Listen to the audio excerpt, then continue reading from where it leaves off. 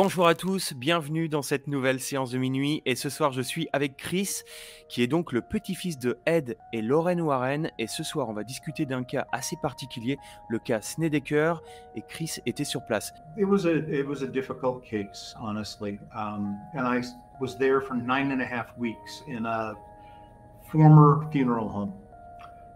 Carmen and Al Snedeker had several children and their niece Tammy, and their oldest son, Philip, had leukemia, and they were in New York State, but Carmen had to take her son all the way down to Connecticut to a place called University of Connecticut Medical Center for treatment several times a week.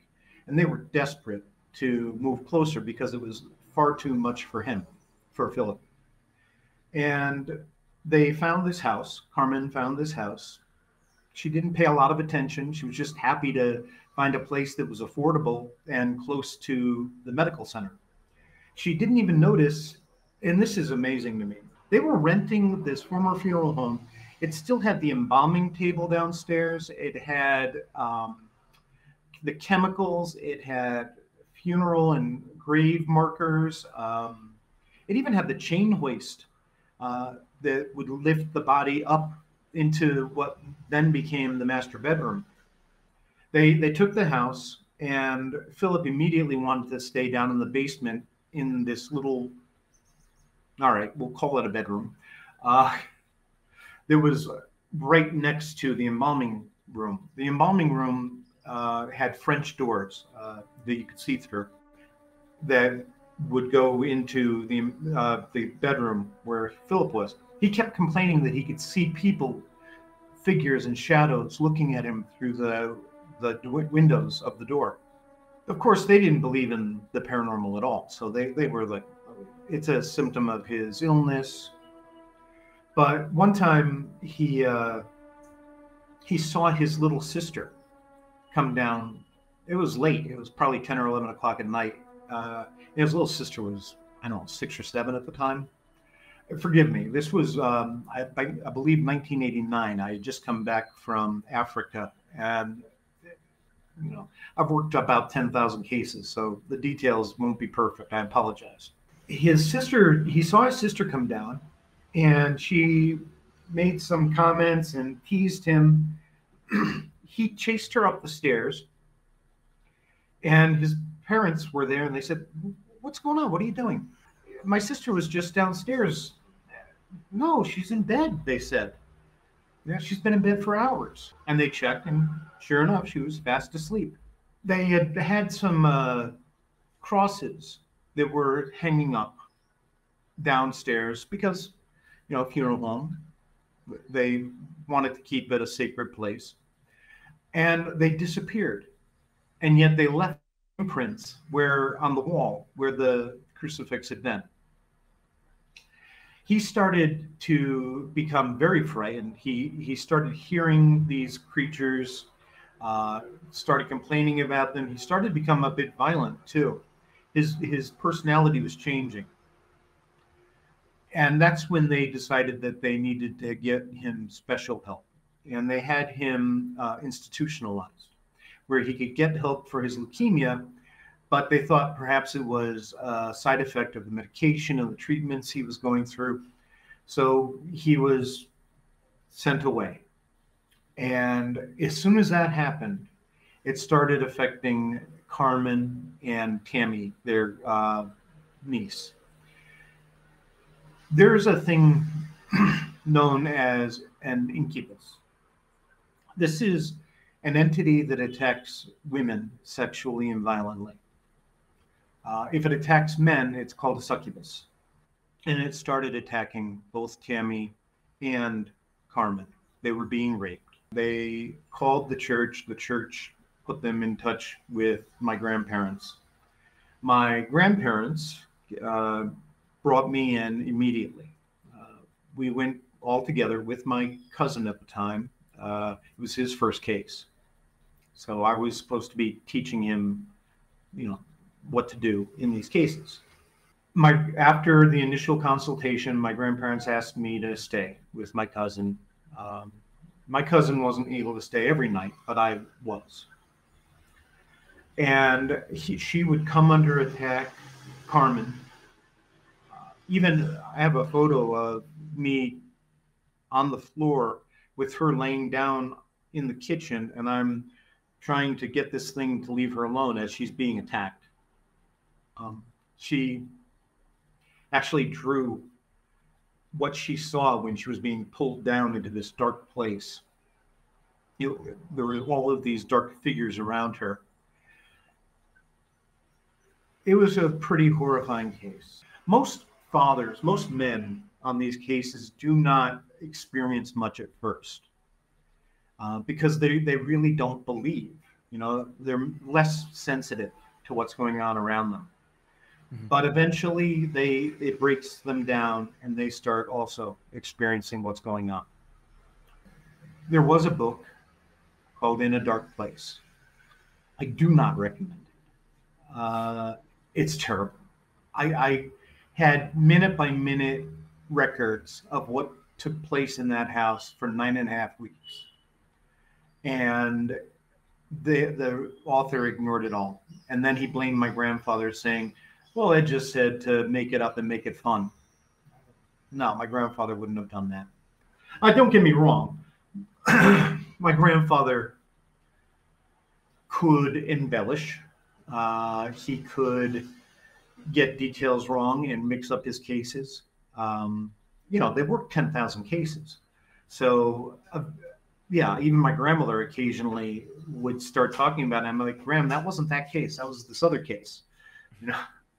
But for the most part, and I never understood why he embellished, because the case was horrific. And I watched these movies like the Conjuring movies, especially number 2. They ignored most of the horrific aspects.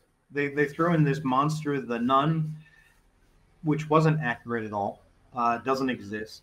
And they ignored the fact that the child with the stutter aged to death within a matter of weeks. And when his horse-drawn carriage with his coffin was being brought to the church, these voices were screaming obscenities at the people on the street, throwing rocks at the people on the street. And when the body was wheeled to the front of the church, in front of the altar, they flipped open the coffin and spilled his body out on the floor. All of that was real. That's all documented. And yet that is not in The Conjuring at all. For people who watch those movies, I just want to make it clear, you're not learning about my grandparents. My grandparents never wrote any books. They had writers write the books. And most of them are not that great. Hell's Harvest, or Satan's Harvest, isn't it? Satan's Harvest? That one's excellent. That's written by 2 Boston Globe reporters. The 2 books, they're written by Gerald Brittle, The Demonologist and The Devil in Connecticut, are excellent. And their very first book, which, if you can find it, terrific. It's on Amazon being sold by some woman now. It's called Deliver Us from Evil. That came out in like 1969. That's a bunch of short stories from different cases of my grandparents, and that's excellent as well. The others, I've never read Graveyard, so I can't say if it's good or bad. Werewolf, yeah. The Haunted wasn't that great. I know that the mother of the house, she didn't care for that book. She didn't feel that it was accurate. It's hit or miss what you get. And same thing with their videos. You have to remember, when you're looking at my grandparents in videos from the 1970s or 80s, that's a snapshot in time. That's not who they were in the 1990s or 2000s. Their viewpoints changed over time. I mean, this is why the Warren Legacy Foundation for Paranormal Research exists, is because we are always learning. We are always growing. And my grandmother and I formed this foundation so that we could reach people all around the world after the first movie came out. I'd been working all around the world and studying the paranormal around the world. One thing I learned from the Maurice Theriault case was that there's always an underlying condition that makes somebody vulnerable to the paranormal. And we have to treat that as well. There's always a psychological aspect, or drug addiction, or trauma, or domestic violence. There's some upheaval in the house. The children are out of control and they're manifesting a poltergeist phenomenon. What I've also noticed in my decades doing this around the world, and as of August, I'll have been doing this 43 years, the manifestations that we see are culturally based.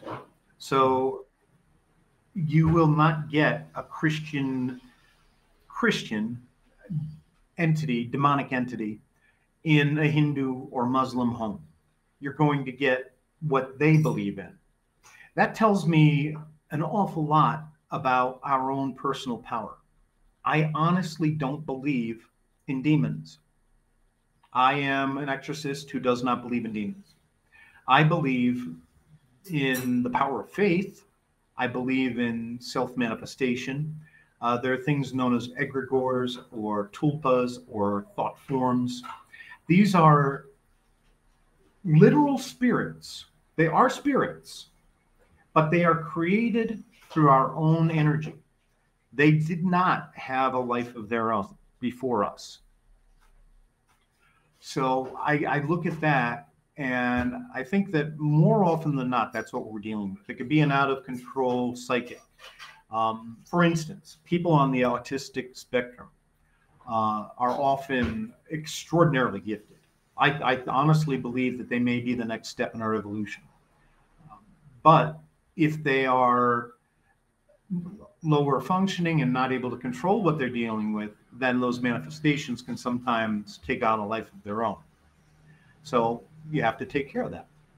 Pour revenir au cas donc de la famille Ciné des Cœurs et ce qui s'est passé durant donc leur séjour dans cette maison, est-ce que vous avez vu des choses vraiment bizarres et Oh, yes, yes. And so did my cousin. One August afternoon, just before we had the cleansing of the home by the priests, it was hot. They only had air conditioning in one room, the master bedroom. I had been up all night, so I went in there and I laid down on the floor right over the hoist where the coffins would be raised up. As I was sleeping, I came awake and I couldn't move. This is known as phantomania or psychic paralysis, sleep paralysis.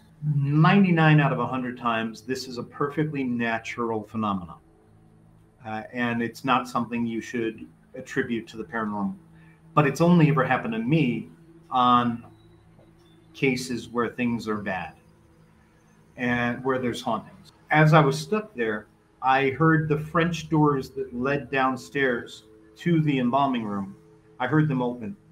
I heard footsteps walk over to me, and I felt the presence of this entity hovering just over my face. And I could not say anything. I could not move. But inside my head, I was screaming, by the power of Jesus Christ, I command you to be gone. By the power of Jesus Christ, I command you to be gone. After a short time, it did fade away. I remember being at work. I would get stabbed or burned by something that wasn't there. And my cousin came around the corner at the house. He saw this gargoyle face. And it terrified him so much, he would not come back for 2 weeks. There was one incident, though, just a humorous incident. The family had taken to sleeping all together in the living room or in the master bedroom. In this case, it was the living room. And they had a couple of pet ferrets, you know. And one morning we woke up, and my cousin started screaming because he could feel something climbing up his leg inside of his sleeping bag. Well, it turned out to be one of the ferrets.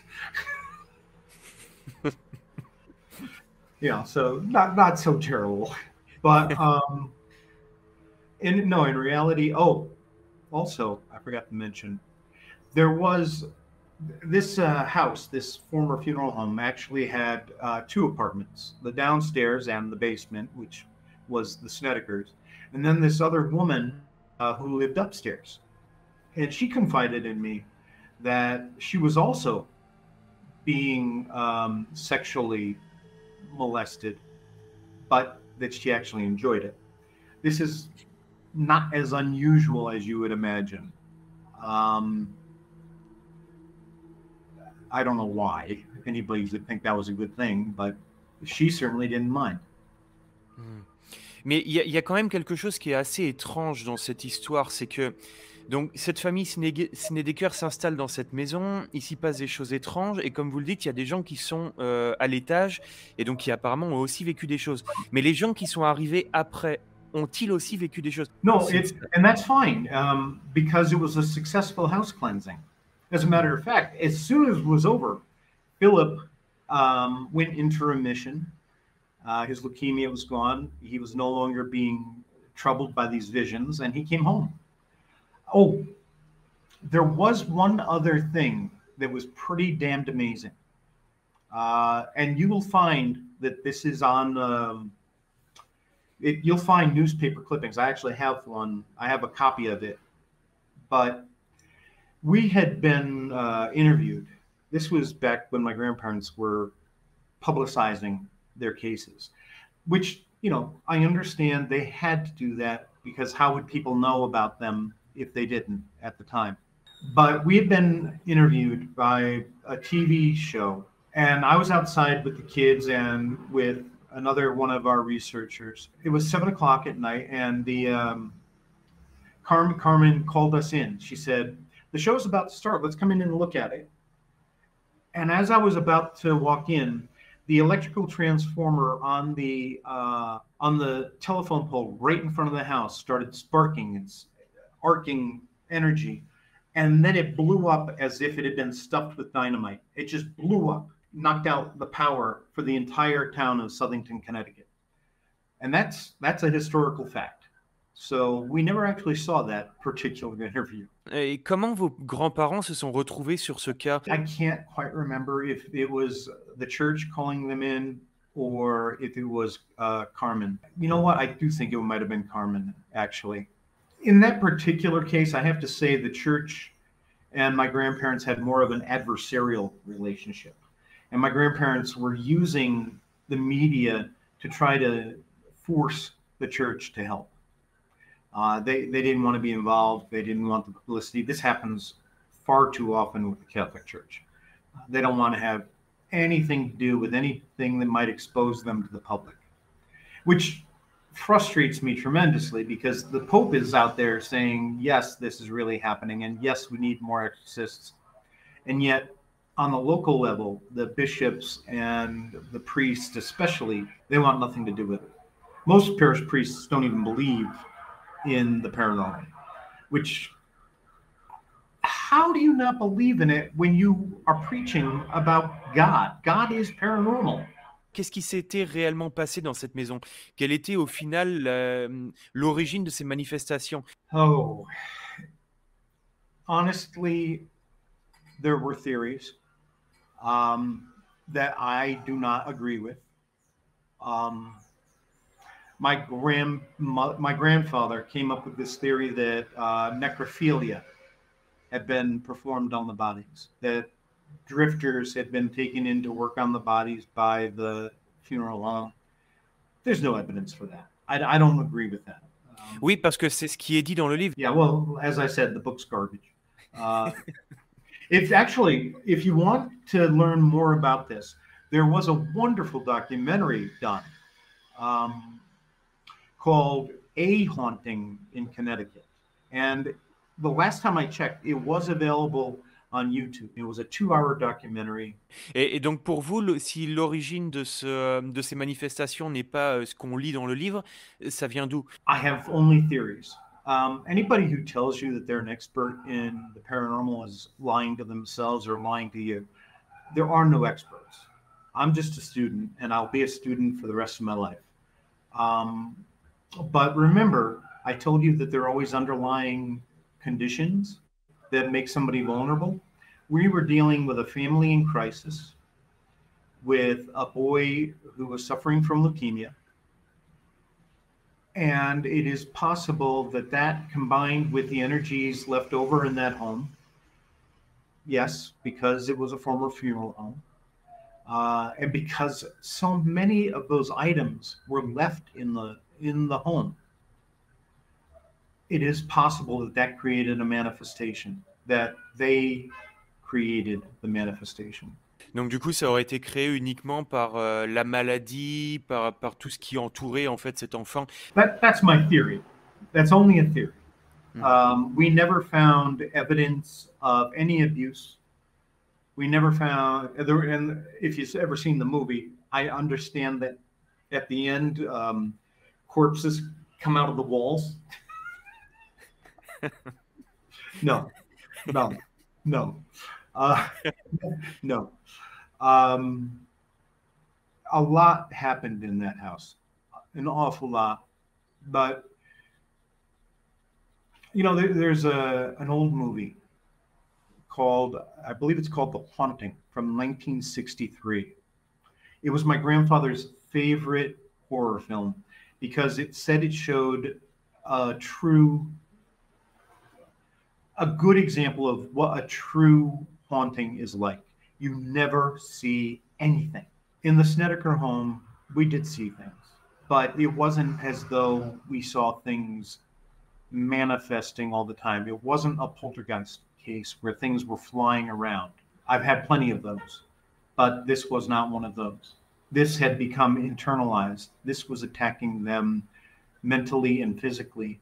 But how do you see something raping someone when you can't see what's raping them? You only deal with it as it's happening, and you fight it, and you try to help the victim, but that's not something you can actually see. Pour ce qui est de vos grands-parents, donc sur le cas Snedeker, ils n'étaient pas réellement présents, c'est-à-dire qu'ils n'ont pas passé autant de temps qu'on ne le lit dans sur les articles de journaux ou autres. They were the stars. Yeah, and that was okay. But no, they were there for the cleansing. They were there at the beginning. They were there occasionally for interviews. But other than that, no, it was they were in their 50s at the time. Well, actually they were younger than me, but they were still, you know, they were ready to settle down and let other people do the actual footwork. And that was my job. I was the lead investigator. Ok, et est-ce qu'il est vrai que votre grand-père a eu, donc Ed, a eu son attaque cardiaque durant ce cas? No, he had his first heart attack. I'm going to say it was 1985, and it was during the exorcism of Maurice Theriault. I still remember my grandmother saying to my grandfather, "Ed, have a banana. You're probably low on potassium." And the next morning, he was in the hospital being treated for his first coronary. But he never had a stroke. He had a heart arrhythmia back in, I'm going to guess around 95. And his heart stopped for 15 minutes. When he came back, he didn't have a mind left. And my grandmother took care of him nonstop for the next 7 years until he passed. Honestly, I think for her, she loved it. I mean, didn't love that he was hurt, of course, but she loved that she had him all to herself, that she was able to take care of him, because she was everybody's favorite kind of grandmother. You know, she wanted to take care of everyone. She was a true angel. She still is. Matter of fact, she appeared to me 2 weeks ago, and to another person I was talking to at the time, and she said to the other person, "Chris has to go to the doctor. He's got a medical problem. He needs to take care of it immediately. It's not very, very serious, but if he doesn't take care of it, it can become very serious. And she was right. For the first time in my life, I've got very high blood pressure. I've never had high blood pressure. And I've become very dizzy and lightheaded, and I'm getting the right medication now. But my grandmother is the one that got me to the doctor. Juste pour en revenir un petit peu sur vos grands-parents et justement sur ce qui s'est passé avec ce cas, quelle a été leur conclusion en fait après eux, même s'ils n'étaient pas sur place? But remember that my grandmother was a devout Catholic, and she believed wholeheartedly in demons. And my grandfather was a demonologist. You know, he said that I was a demonologist when I turned 22. By the time I was 26, I said, nope, I'm not a demonologist. I don't know what they are. And I probably will never know what they are.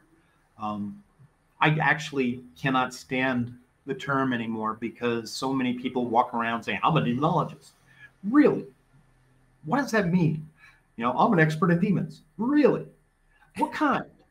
You know, demons, as we understand them in the Christian world, are ancient gods from Mesopotamia, Sumer, Babylonia, and several other places that we literally demonized when we moved into those cultures. That's what the church would do. They would take the gods and they would make them into demons. So, and as I said earlier, you know, it's all cultural. It's all a cultural manifestation, a spiritual manifestation, or a manifestation of your cultural and spiritual beliefs. So, yes, my grandparents believed this was demonic. At the time, so did I. But I no longer believe that. I don't know what it was. It was very serious. I mean, I've worked 2 cases where people have died because of possession. So I know that it can take on a life of its own. I know it can be deadly. This is not a field for amateurs. This is not something you do because you want TikTok likes or, you know, be internet famous. Et on en parlait tout à l'heure un petit peu. Donc vous m'aviez dit que pour vous, Conjuring 4 pourrait plutôt se concentrer sur le cas Maurice Thériault que sur le cas Sénédécœur, comme je le pense. Pour en revenir à Maurice Thériault, vous étiez sur place. Comment ça s'est passé exactement? The Maurice Thériault case was a life-changing case for all of us. I learned more about the paranormal on that case than any other case.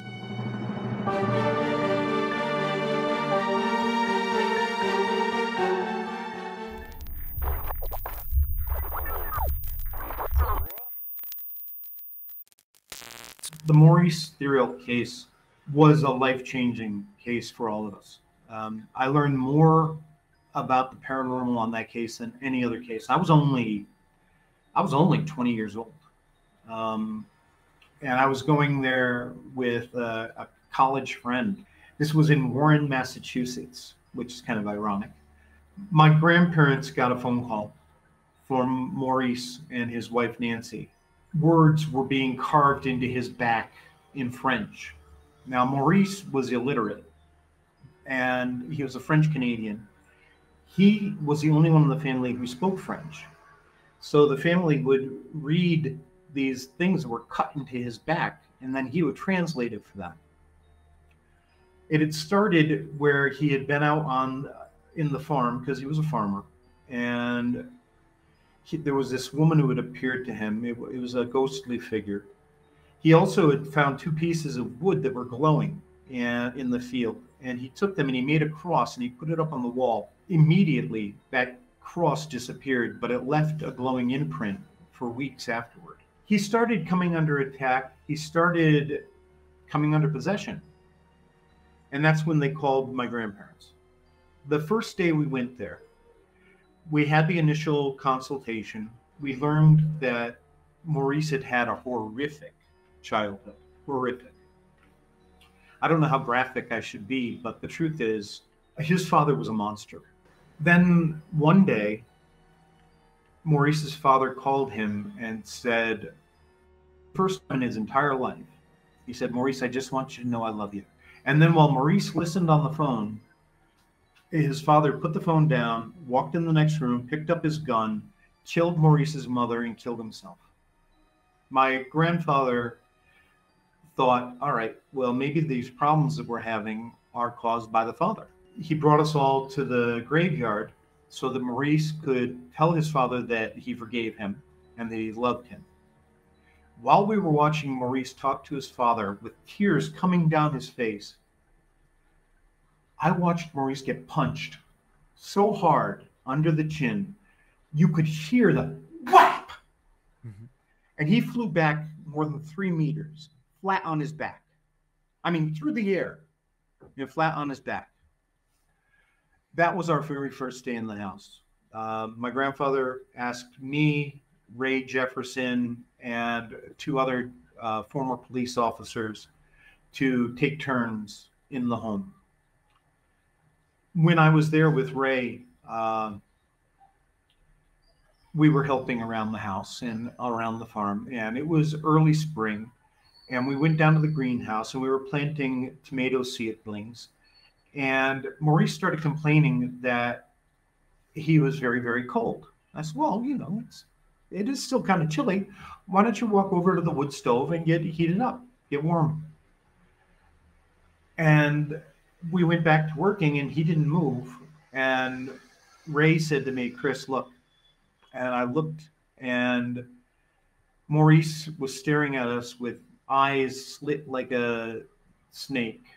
He was about, I'm going to guess, 7 meters away. And I said, Ray, take Nancy, his wife, and get back up to the house. I'll take care of this. And I started moving toward Maurice, saying, by the power of Jesus Christ, I command you to be gone, making the sign of the cross in front of me, continuing again and again to say this until Maurice came out of it. When he did, though, he said, my back is freezing cold. I said, let me take a look. And I lifted up his shirt, and his t-shirt was soaked with blood. There were 3 bloody crosses on his t-shirt. Yet, when I lifted up his shirt or t-shirt, the blood was there, but there were no cuts in his back. None. Where'd the blood come from? So I said, Maurice, I'm going to need to take this t-shirt and have it tested at college, at the university. And so we walked back to the house. He took off his shirt, he took off his t-shirt, and he handed it to me. And there was no blood on the t-shirt. It was gone. If you have a copy of the book, you'll see photos of those crosses. Mm-hmm. But when he handed it to me, there was nothing there. He would come under possession. He would cry bloody tears. He would spit up blood. Once we had enough information to bring to the bishop, it was Archbishop McKenna, Robert McKenna, who taught me a tremendous amount about exorcism, and it's how I became an exorcist. Archbishop came in. Just before that, we had gone to another house in Tewksbury, Massachusetts, which was a poltergeist case I had been working on as well at the same time. We did a house cleansing there. But when we got back to Maurice's place, Maurice was in the chair. He was rocking back and forth, holding his belly, in a lot of pain. We believe that these things enter through the solar plexus. And my grandfather started feeling indigestion and feeling wrong. And that's when my grandmother said, Ed, why don't you have a banana? You're probably low on potassium, which just goes to show it doesn't matter how good a psychic you are. You're not right 100% of the time. And especially when you're dealing with somebody you care about, because your own emotions get in the way. My grandmother was surely not going to see my grandfather having a heart attack. It would have been her greatest fear. So as Bishop McKenna started doing the exorcism, Maurice is rocking back and forth. Al and the other fellow and my partner Ray were behind Maurice, because when Maurice would come under possession, he had incredible strength. Incredible. One man couldn't stop him. And my job was to be right in front of the Archbishop. And once the exorcism started, Maurice came under possession. His eye slit like a snake. He started drooling blood. And this is amazing to me. Now, remember, this was 1985. And we did not have technology to doctor videotape at that time. As a matter of fact, I had it examined by an expert, and he said up until about 5 years ago that technology didn't exist. And in the video, you'll see on this side of his head, you'll see a crack open up on his forehead. It wasn't there at the beginning in other close-ups. It was only there when he was fully under possession. Okay. And believe me, with everything I've seen, I am actually the greatest skeptic you'll ever meet. I always look for the natural instead of the supernatural. But in this particular case, there is no explanation, and I've had this examined again and again. We can't figure it out, other than it being a psychic manifestation of what was inside of him. As Bishop McKenna was demanding, "Demon, tell me your name," the thing said, "I am what I am," which is what God said to Moses on Mount Sinai through the burning bush. Just an insult to God. Sadly, what we didn't understand early on was how important the psychological element was to any case.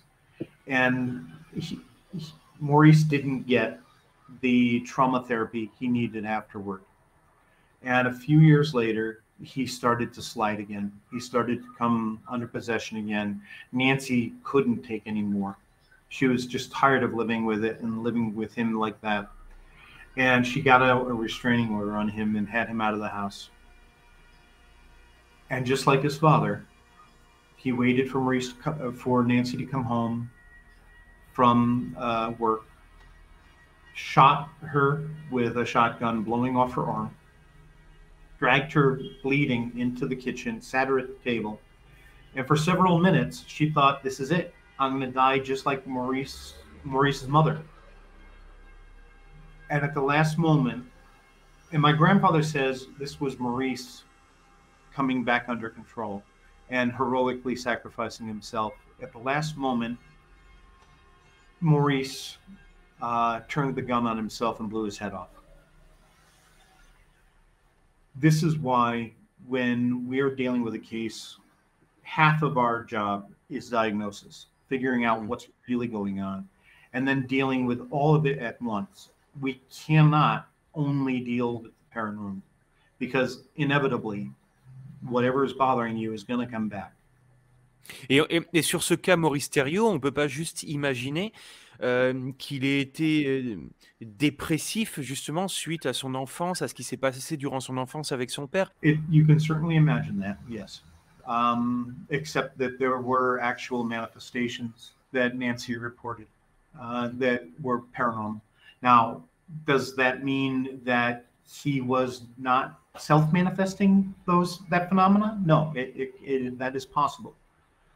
In this particular case, I honestly have come to the conclusion that it really was his father. My grandfather's original supposition was correct, and that his father was a monster who really truly hated Maurice for some reason and wanted to destroy him. Juste pour en revenir un petit peu à vos grands-parents, est-ce qu'on peut juste essayer de comprendre comment ils en sont venus à s'intéresser au paranormal? Parce que c'est assez difficile de savoir exactement comment ils sont rentrés en fait dans ce milieu-là. And the start is actually a pretty common story for people who end up investigating this. My grandfather grew up in a haunted house, and his family did not believe in the paranormal. Not at first, anyway. But he would see this old woman who had been the landlord of the house, who had died, and she would be there sternly looking at him in the hallway. And my grandfather would tell his father, and his father said, no, no, no, we don't believe in that kind of stuff. We're good Catholics. But then he also started talking about his aunt sitting on the end of his bed talking to him. And this would be an aunt that my grandfather had never met. And once he described this to my great-grandfather was able to identify the spirit as his sister. Mm-hmm. So that's when they started believing. My grandmother, on the other hand, started manifesting her own abilities at a very early age. It was an Arbor Day celebration at St. Charles Catholic School, which Arbor Day is a day where we used to celebrate trees in America. We don't do that anymore for some reason. I think the day still exists on the calendar, but I challenge you to find anybody who could possibly say what day that is. But they were planting a tree, a sapling, at the church to commemorate Arbor Day. But my grandmother didn't see a sapling. She saw a full-grown giant tree. And when she shared that with the nun, the sister said, shh, we don't talk about those kind of things. And my grandmother learned early not to talk about those things. Mm. When my grandmother was 16, she had never been on a date in her whole life. And her two girlfriends invited her to go out. This was World War II. And invited her out to a movie. And when they got there, the young man who was the usher and taking the tickets was my grandfather. And he was a bit of a playboy. So he invited them out for a Coke after the movie. Now, Coca-Cola was 5 cents. My grandmother didn't drink Coca-Cola. So she ordered a milkshake, which was 3 times as much, 15 cents. And my grandfather called her a gold digger for the rest of their lives. But that night, when he had said goodnight to the girls and he was crossing the street, my grandmother didn't see this thin young man. She saw this paunchy, middle-aged man walking across the street, and she realized she was going to spend the rest of her life with him.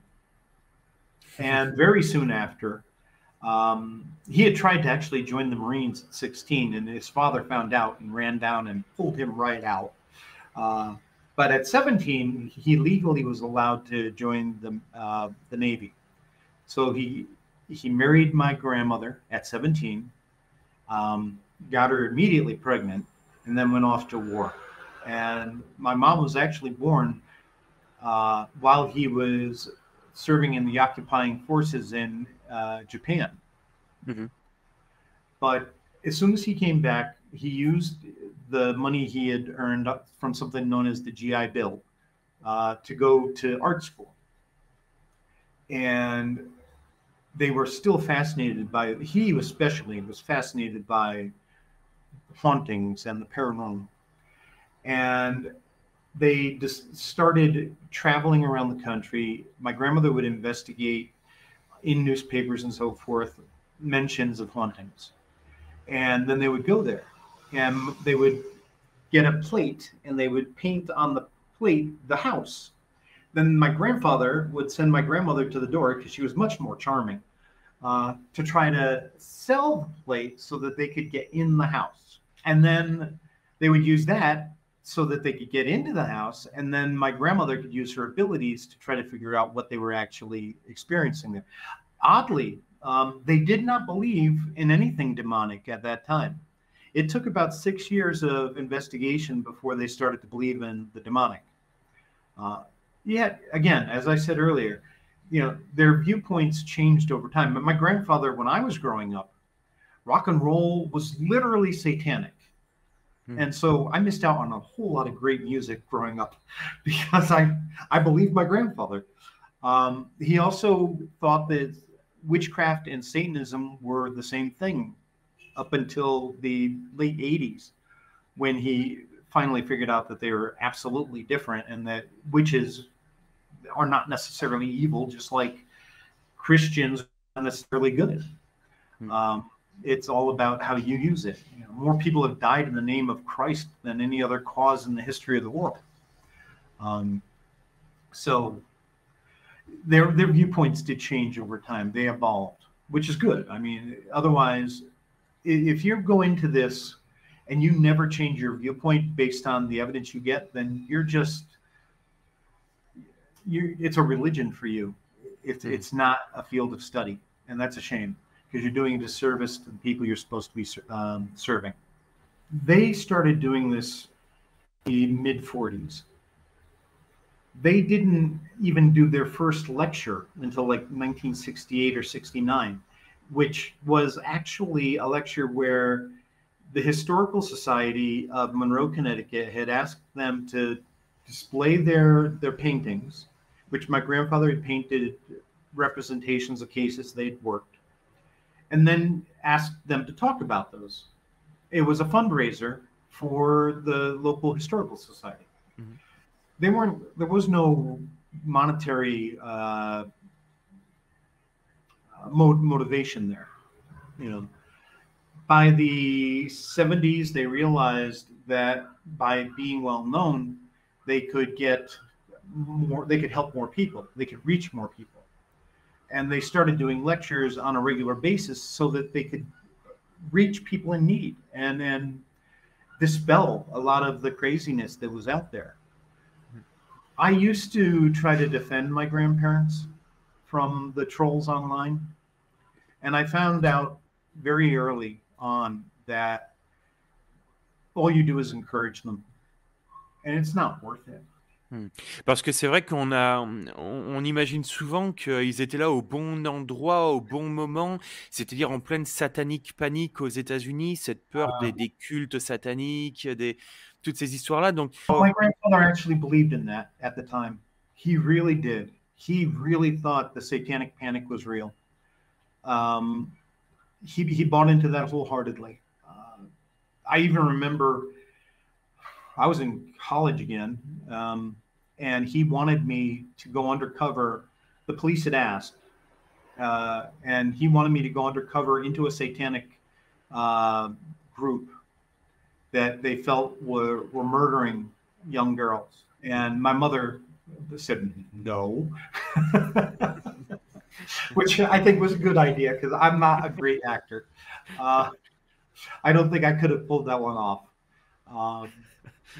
But no, I don't think they took advantage of that. I think they truly believed that this was really going on, and they were terrified as well, just like most of people who believed in that. They really bought into it.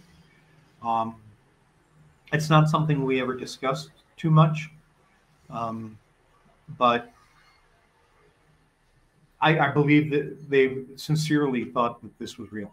J'aurais bien aimé aborder avec vous le sujet du cas Amityville. Est-ce que vos grands-parents vous ont parlé un petit peu de ce qui s'est passé là-bas, de ce qu'ils ont vécu, de ce qu'ils ont pensé du cas Amityville? Of course. They said this was the worst case they ever worked on in their lives.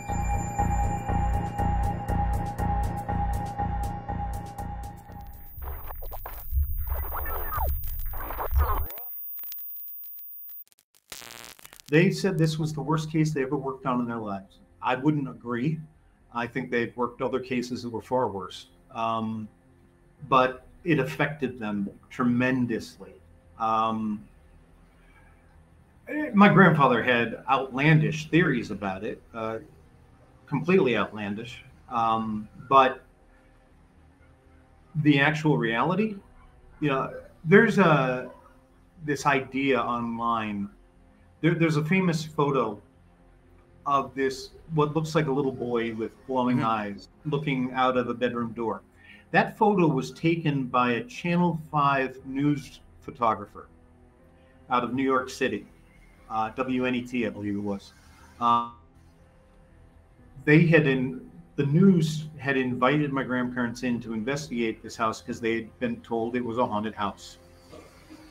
As soon as my grandparents agreed to go on that case, that very night, they were visited by something. It was 3 o'clock in the morning. My grandfather was down in the museum in his office, and there was a corridor with this like almost dungeon door in the basement of the house that led through the corridor to the what actually had started out as an art studio and became the museum. And my grandfather heard the door open. He heard 3 footsteps, and he assumed it was my grandmother bringing him coffee because he was working late. And he said, "Lorraine, I'm down here." But then he realized he had only heard 3 footsteps. And he then saw his breath. And the lights started flickering in his office. And he heard what sounded like a whirlwind coming down the hallway. He grabbed his crucifix and holy water, and he stepped out into the museum as this black swirling cloud smashed through the door, swirled around to the other side of the museum, and stopped where Annabelle was. No connection to Annabelle, but that's where it stopped. And he, as it started to grow and manifest physically, he realized he had to do something fast, so he stepped toward it. And he said, "By the power of Jesus Christ, I command you to be gone," throwing holy water on it in the sign of the cross, brandishing the cross in his other hand, and it came closer to him. And he went closer, and he did it again. And it swirled, and it went down through the corridor, and he realized it was going after my grandmother. And he could not go down that corridor. You don't want to be caught in a tight area with these energies. So instead, he went out the back door outside and was running to the kitchen door up the steps. And he could hear what sounded like animals fighting and screeching and crying. There were no actual animals. But my grandmother was in the bedroom, and she was reading a biography about Padre Pio. And there were her dogs were on the bed with her. They always had pets everywhere. They just loved animals. And she could hear this thing come up the stairs, smashing around. She said that it sounded like it was searching for her. I know that wasn't the case. It knew exactly where she was, but it was trying to terrify her, and it did. It scared the hell out of her. She got up on her knees, and she was terrified as it came into the bedroom. The dogs were hiding behind her, and this thing started to manifest and grow dark and black and take on physical form, just as my grandfather came smashing through the back door, through the kitchen. This thing swirled around, went into the living room, through the dining room, and there was this step up, and then there was a fireplace, and it went up the chimney, and it was gone. And that's when my grandparents realized that whatever this case in Amityville was, it was serious.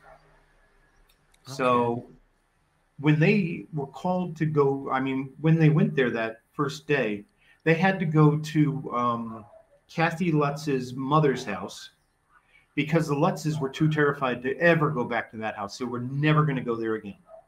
And George Lutz had said, "Ed, just do me a favor.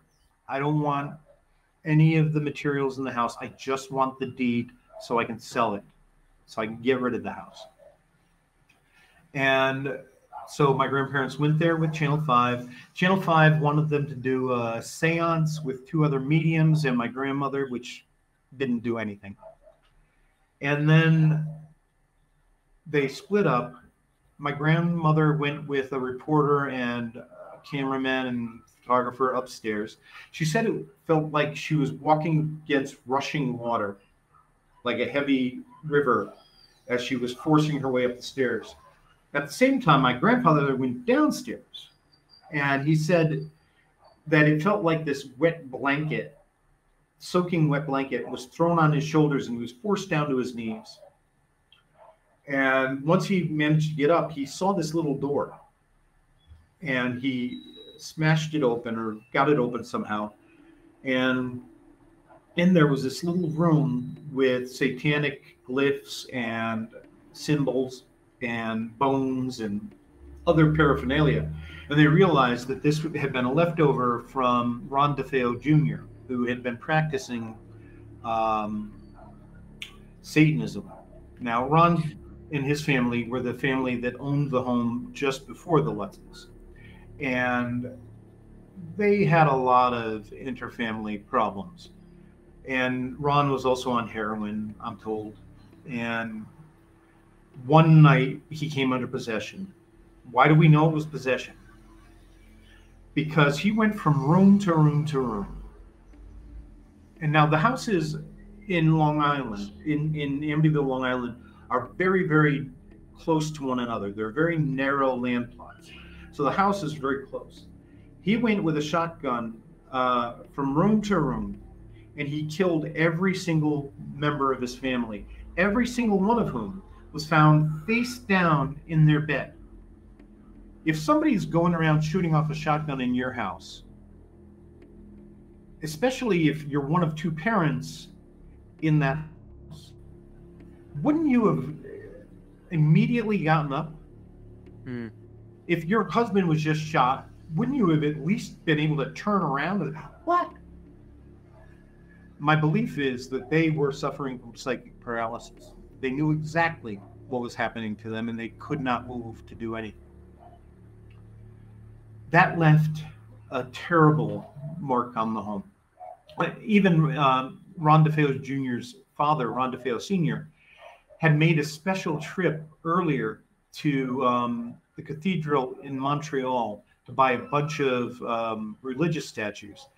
When he put them up around the house and outside, his neighbor said, "Why are you doing that?" He said, "I've got a demon on my back." And they assumed that he was talking about Ron DeFeo Jr.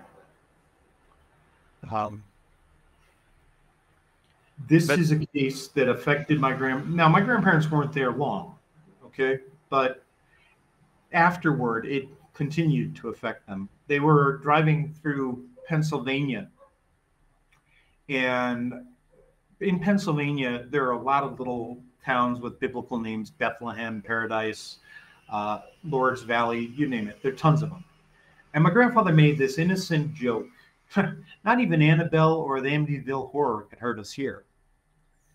And they were on Route 84, a major highway, but it was a lonely stretch. And there was a truck, I'd say about a half a kilometer behind them. And the truck said that it looked as though something had smashed into the back of their car. And they felt it. They felt the car get hit. And the car spun around and it went into a ditch. Mais pour le cas Amityville, on ne peut pas imaginer que tout ça ait été mis en scène peut-être par le fils qui a tué sa famille. Forensics would have been able to tell that, and they could tell by the angle of the bullets, the pellets going into them and everything else. They could tell what position the bodies were in when they were killed. No. This is something that affected the next family, a family that knew about the murders and didn't care because, well, George Lutz was this Hell's Angel guy, former Marine. He didn't believe in the paranormal, and neither did Kathy. But within about 28 days, they were complete believers and terrified and ran away. They left coin collections, gun collections, all their furniture, all their clothing, all the food. Everything was left behind. Et on ne peut pas imaginer que ça a été une mise en scène peut-être pour utiliser justement le cas DeFeo et faire de l'argent en faisant des films et des livres. People can think whatever they wish, and my job isn't to convince people. My job is to help people who already know that they're in trouble. But having said that, I will also say that George and Kathy Lutz never made one penny off of any Amityville movie or the book. They never got a penny, nothing. That was the lawyer involved wanted to have a bigger cut, and he locked it up in probate and everything else so that they never made a thing. And it followed them to California when they fled. For quite a while, they were still bothered. As a matter of fact, I was with the Kogi people in the Sierra Nevadas of Colombia last year, out in the jungle. No electricity or anything, but I was staying in a hut, and I was still able to have internet because there was a solar-powered router where I was staying. And I got contacted by Christopher Lutz. This is a very damaged person. And the only reason I'm talking about him is because the FBI was after him for sex trafficking, for extortion, for violence. He was even part of the January 6th uprising in the United States. And he was making threats to me and the foundation because he blamed my grandparents for his bad childhood. He said, you know, that these things had affected him, and he was terrified that I was making Amityville movies. I don't make movies. But he is a very damaged person, and people should stay far away from this person. Yeah, and as a matter of fact, the woman reporter who had gone into the house with my grandparents has followed up with every single family that's ever owned the house since then. Mm-hmm. Now, if you look at the records, very few stay in that house for long. They move very quickly. And the last owner I'm aware of, which was 3 or 4 years ago, she and her husband were in their early to mid 40s. Her husband was a very healthy man, no problems at all. And he dropped dead of a heart attack. Well, yes, that can happen. I had a zoology teacher who was jogging and in his 20s or 30s, and he dropped dead of a heart attack. But she blames the house. And every single family that's been in there has reported things happening. They just don't want to go public with it because it's the Amityville horror. Là, on va juste essayer de revoir un petit peu ce que vous pensez des films Conjuring, si vous les avez vus, si c'est voilà, des choses qui vous semblent intéressantes, ou est-ce qu'on est complètement dans le cinéma et Hollywood The Conjuring movies are based on actual cases. That's a fact. But once Hollywood gets a hold of it, the details change completely. The Nun is nonsense. There's nothing real about it except in the credits where you see some of the exorcism of Maurice. The Annabelle movies, yes, Annabelle is real, but Annabelle is a Raggedy Ann doll. It is not this ugly porcelain doll. And the stories in the Annabelle movies are complete fantasies. There's nothing real about them at all. My mother was my mother when Annabelle came into the house. She's not a psychic. She has nothing to do with the paranormal. She hates it. She's terrified by it. That whole Annabelle 3 movie is absolute ridiculousness. And Annabelle 2, Origin, that one is based on the lies that the thing that was manifesting as Annabelle told a medium that the 2 nurses who owned the doll had brought in because Annabelle started moving by itself. And they thought, oh, cool, let's have a seance. There's a ghost in there. Qu'est-ce qu'il est advenu justement de ce musée de vos grands-parents dans lequel ils entreposaient tous leurs objets? Qu'est-ce que c'est devenu? Qu'est-ce que Annabelle devient aujourd'hui? We call it a museum. And they are still in that art studio connected to my grandparents' house. We haven't moved anything yet. My mother and her husband take care of the house and take care of the museum. But calling it a museum is incorrect. It's probably the worst legacy of my grandparents because it was never really open to the public. It was open by special invitation on occasion. But it's really a place to protect the public from those energies, from those evil things. Now everybody wants to own haunted items. And you can go online and somebody's telling some stupid ghost story about this doll or this chair, and people are willing to pay a couple of $100 for this supposedly haunted item. Don't. Number one, it's almost certainly a fraud. And number two, if you're unlucky enough to get a real haunted item, why the hell would you? Now, my grandparents didn't know how to contain those energies for quite a long time. It took time to figure out how to deal with Annabelle. It took years. And it's not something that you should be running around doing. So I see people saying, oh, we've got items from the Warrens in our museum. And I'm like, yeah, you bought some papers and other things that belong to my grandparents that have nothing to do with the paranormal, and you're displaying them now, but don't mislead the public. Don't do that. That's a terrible thing to do to my family. Merci beaucoup, Chris, encore une fois, d'être venu sur la chaîne. Ça fait vraiment plaisir. Et je vous dis à très bientôt, peut-être pour une prochaine vidéo. En tout cas, merci beaucoup. My pleasure.